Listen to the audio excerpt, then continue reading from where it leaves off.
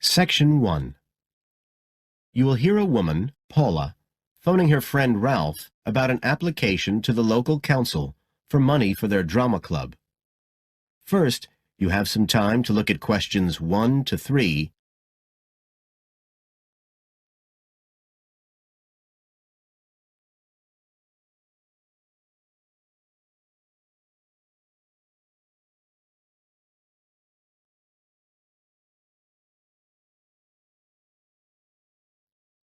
Now we shall begin. You should answer the questions as you listen, because you will not hear the recording a second time. Listen carefully and answer questions 1 to 3.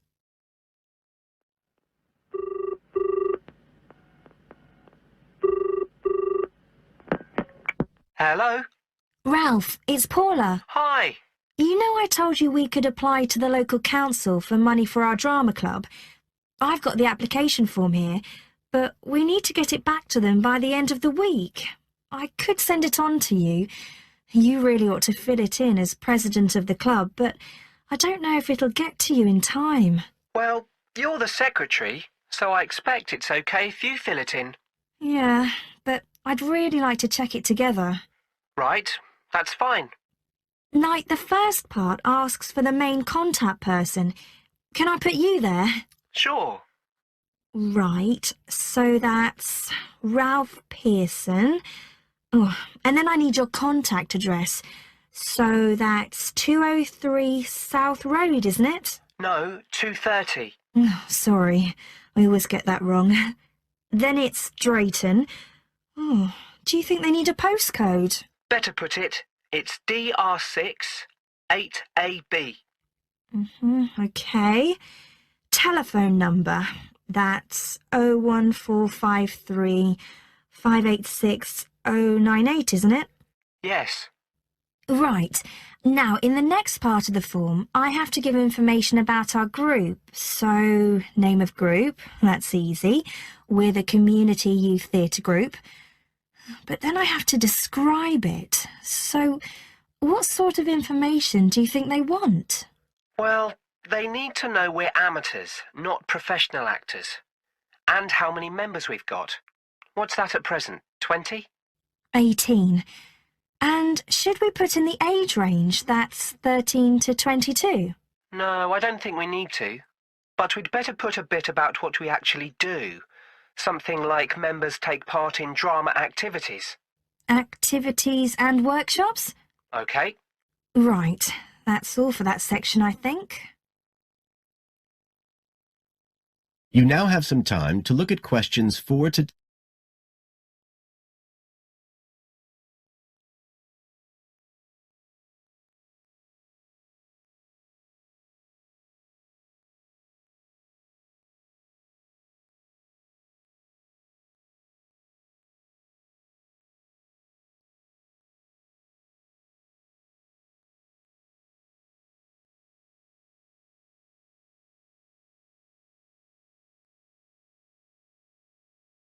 Now listen and answer questions 4 to 10. Now, the next bit is about the project itself, what we're applying for funding for. So, first of all, they need to know how much money we want. The maximum's £500. I think we agreed we'd ask for 250, didn't we? OK. There's no point in asking for too much. We'll have less chance of getting it. Then we need to say what the project, the activity is. Right. So we could write something like, to produce a short play for young children. Should we say it's interactive? Yes, good idea. Right, I've got that. Then we have to say what we actually need the money for. Isn't that it? No, we have to give a breakdown of details, I think. Well, there's the scenery. But we're making that. We need to buy the materials, though. Oh, OK. Then there's the costumes. Right. That's going to be at least £50. OK. And what else? Oh, I just found out we have to have insurance. I don't think it'll cost much, but we need to get it organised. Yes, I'd forgotten about that. And we could be breaking the law if we don't have it. Good thing we've already got curtains in the hall. At least we don't have to worry about that. We'll need some money for publicity. Otherwise, no one will know what we're doing. And then a bit of money for unexpected things that come up. Just put sundries at the end of the list. Okay, fine.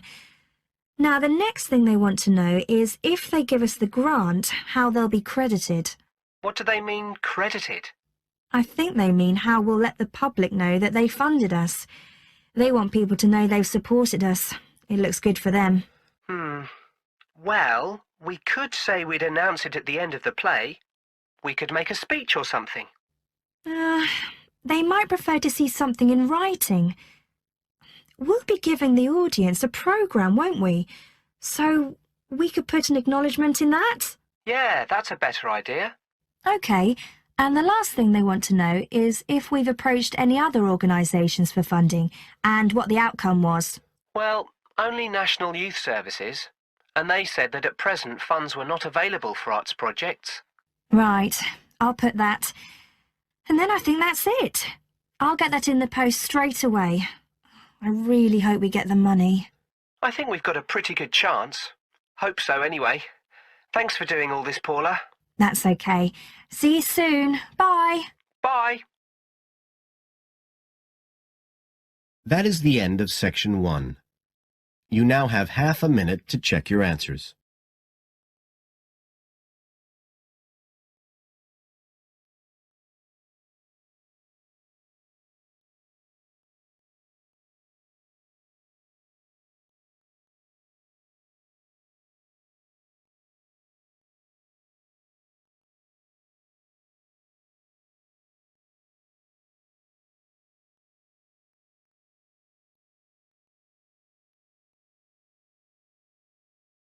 Now turn to section 2.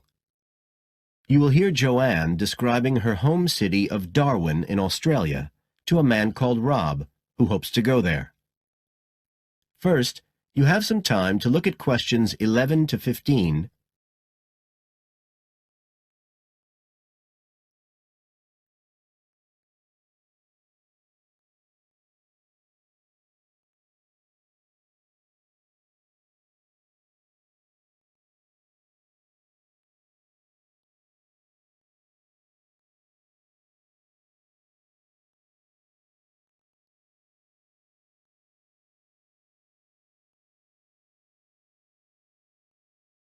Now listen carefully and answer questions 11 to 15.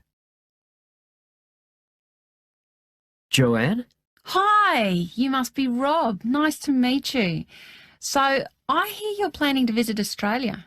Yeah, and I really wanted to talk to you because I was thinking of spending some time in Darwin, and my sister told me you're from there. That's right. So, tell me about it. Well, where shall I start? Well, Darwin's in what they call the top end because it's right up at the northern end of Australia, and it's quite different from the rest of Australia in terms of cultural influences. In fact, it's nearer to Jakarta in Indonesia than it is to Sydney, so you get a very strong Asian influence there. That means we get lots of tourists. People from other parts of Australia are attracted by this sort of international cosmopolitan image. And as well as that, we've got the same laid-back atmosphere you get all over Australia, probably more so, if anything, because of the climate. But what a lot of the tourists don't realise until they get there is that the city's also got a very young population. The average age is just 29, and this makes the whole place very buzzy. Some people think that there might not be that much going on as far as art and music and dancing and so on are concerned because it's so remote. I mean, we don't really get things like theatre and opera in the same way as cities down in the south, like Sydney, for example, because of the transport expenses. But in fact, what happens is that we just do it ourselves. Lots of people play music, classical as well as pop, and there are things like artists groups and writers groups and dance classes. Everyone does something. We don't just sit and watch other people. You said it's very international? Yeah, they say there's over 70 different nationalities in Darwin. For instance, There's been a Chinese population there for over 100 years. We've even got a Chinese temple. It was built way back in 1887, but when a very bad storm, a cyclone in fact, hit Darwin in the 1970s, it was almost completely destroyed. The only parts of the temple that survived were part of the altars and the stone lions. But after the storm, they reconstructed it using modern materials. It's still used as a religious centre today, but it's open to tourists too, and it's definitely worth going to see it. Oh, and as far as getting around goes, you'll see places that advertise bicycles for hire, but I wouldn't recommend it. A lot of the year it's just so hot and humid. Some tourists think it'll be fine because there's not much in the way of hills and the traffic's quite light compared with some places, but believe me, you're better off with public transport. It's fine and not expensive. Or you can hire a car, but it's not really worth it. What's the swimming like? Well, there are some good beaches, but the trouble is that there's this nasty creature called the box jellyfish, and if it stings you, you're in bad trouble. So you have to be very careful most of the year, especially in the winter months. You can wear a lycra suit to cover your arms and legs, but I wouldn't like to risk it even so, personally. And there are the saltwater crocodiles too. I mean, I don't want to put you off. There are protected swimming areas netted off where you'll be safe from jellyfish and crocs, or there are the public swimming pools. They're fine, of course. You now have some time to look at questions 16 to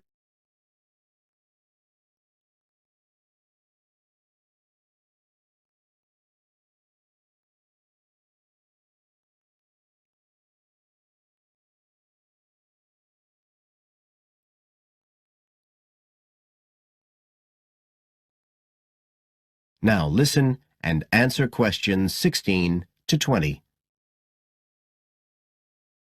So which places would you specially recommend? Well, one of the most popular attractions is called Aquascene.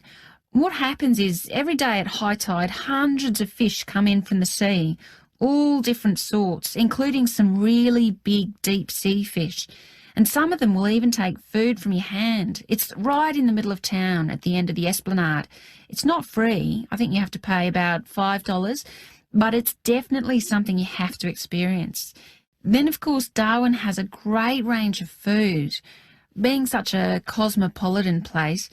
And if you don't have lots to spend, the best place to go is to Smith Street Mall, where they have stalls selling stuff to eat. There's all sorts of different things, including Southeast Asian dishes, which I really like. You'd think there'd be plenty of fresh fish in Darwin, as it's on the coast, but in fact, because of the climate, it mostly gets frozen straight away. But you can get fresh fish in the restaurants on Cullen Bay Marina. It's a nice place to go for a special meal, and they have some good shops in that area too. What else? Well, there's the Botanic Garden. It's over 100 years old and there's lots to see. An orchid farm, rainforest, a collection of palm trees, a wetlands area. You can easily spend an afternoon there. That's at Fanny Bay, a couple of kilometres out to the north.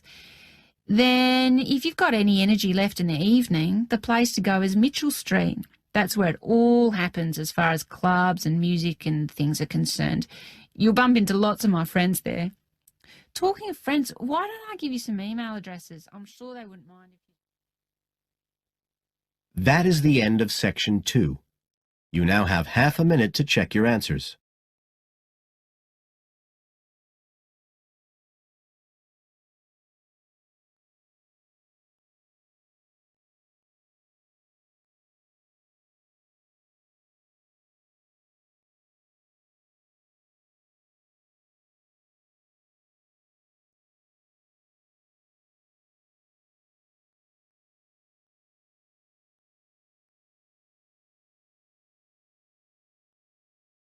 Now turn to Section 3. Section 3. You will hear 2 university students, Phil and Stella, talking to their tutor about their research project. First, you have some time to look at questions 21 to 27.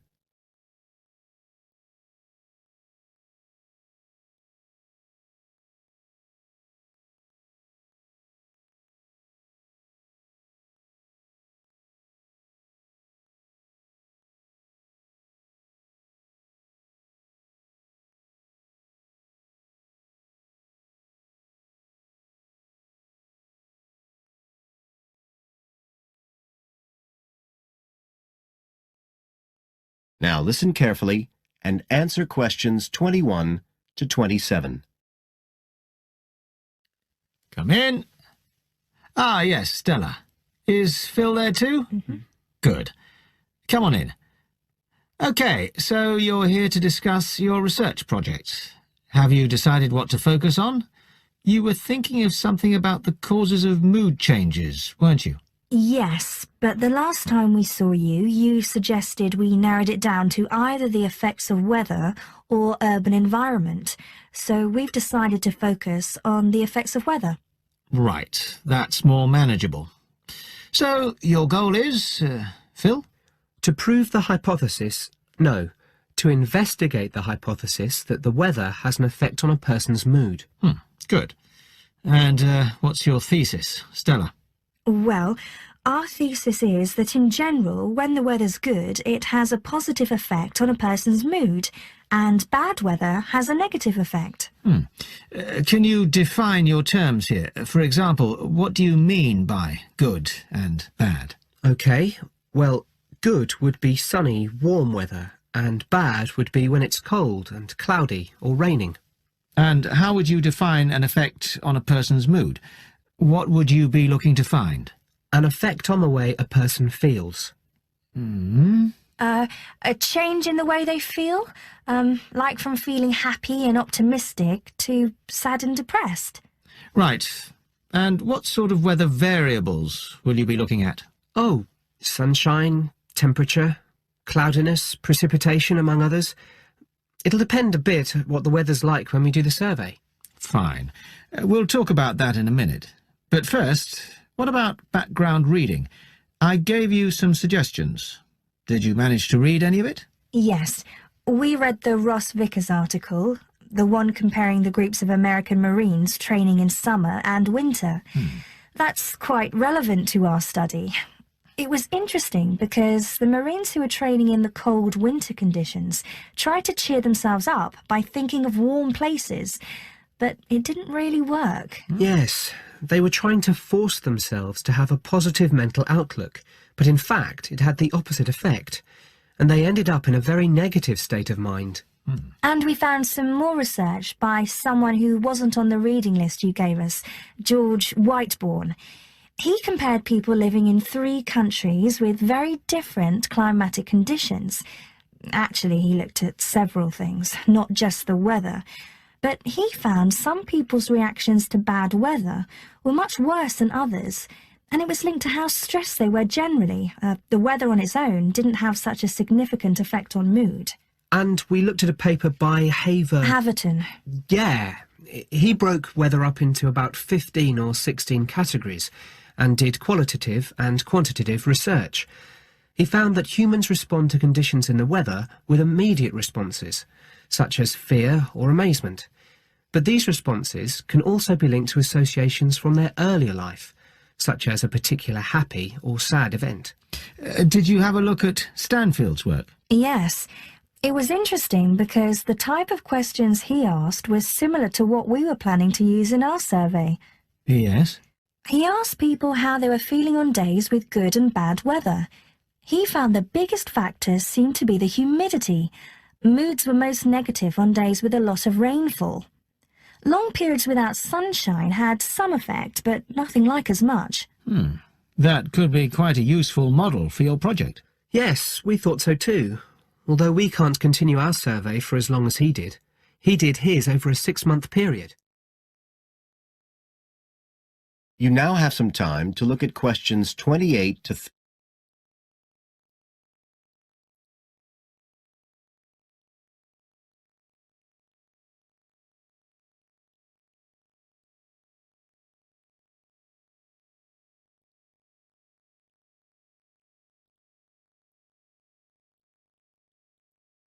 Now listen and answer questions 28 to 30. Right, well, you've made quite a good start. So, where are you going from here? Well, we've already made the questionnaire we're going to use for the survey. It's quite short, just 8 questions. We're aiming to survey 20 people over a period of 3 months from October to December. We can't specify the actual dates yet because it depends on the weather. We want to do the survey on days with a range of different weather conditions. And we'll just be working on campus, so our data will only be statistically sound for the student population here. That's okay. Have you thought how you'll determine what will constitute each aspect of weather, and how many you're looking at? We decided on 4. The amount of sunshine, cloudiness, temperature and precipitation. We thought we might use the internet to get data on weather conditions on the days we do the survey, but we haven't found the information we need, so we might have to measure it ourselves. We'll see. Then we've got to analyse the results, and we'll do that using a spreadsheet, giving numeric values to answers. And then, of course, we have to present our findings to the class, and we want to make it quite an interactive session. We want to involve the class in some way in the presentation, maybe by trying to create different climatic conditions in the classroom, but we're still thinking about it. I see. Well, that sounds as if you're on the right lines. Now, what I'd suggest that you think about, in addition to the work you... That is the end of section 3. You now have half a minute to check your answers.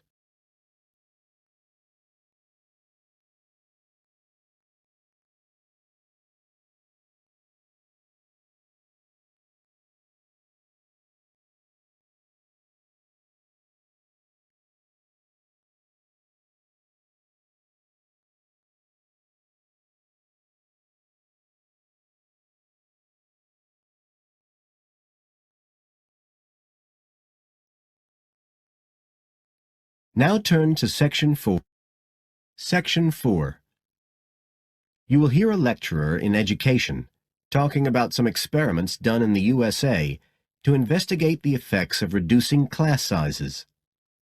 First, you have some time to look at questions 31 to 40.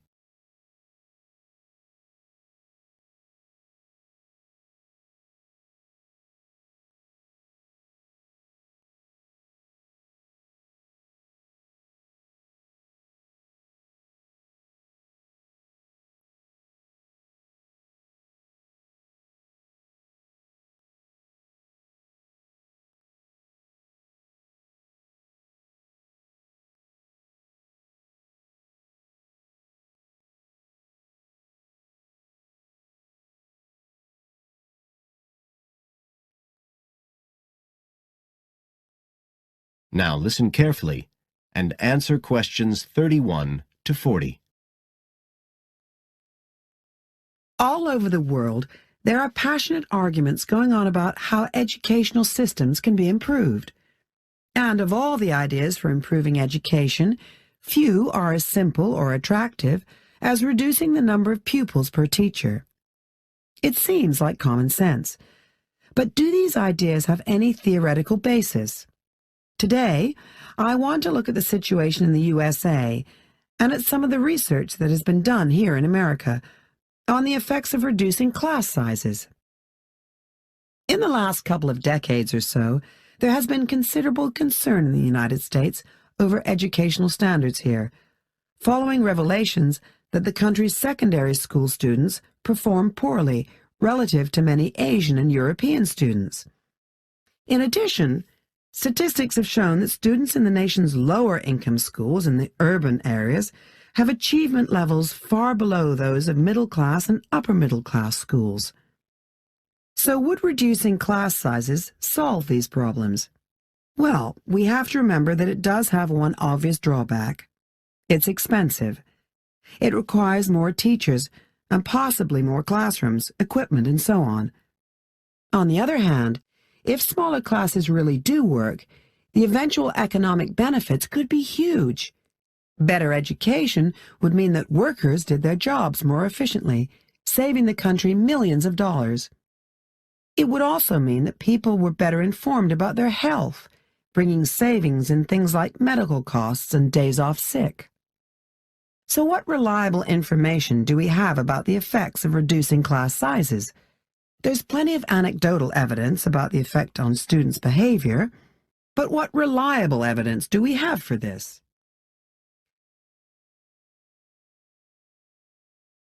Let's have a look at 3 research projects that have been carried out in the USA in the last couple of decades or so. The first study I'm going to look at took place in the state of Tennessee in the late 1980s. It involved some 70 schools. In its first year, about 6,400 students were involved, and by the end of the study, 4 years later, the total number involved had grown to 12,000. What happened was that students entering kindergarten were randomly assigned to either small classes of 13 to 17 students or regular-sized classes of 22 to 26.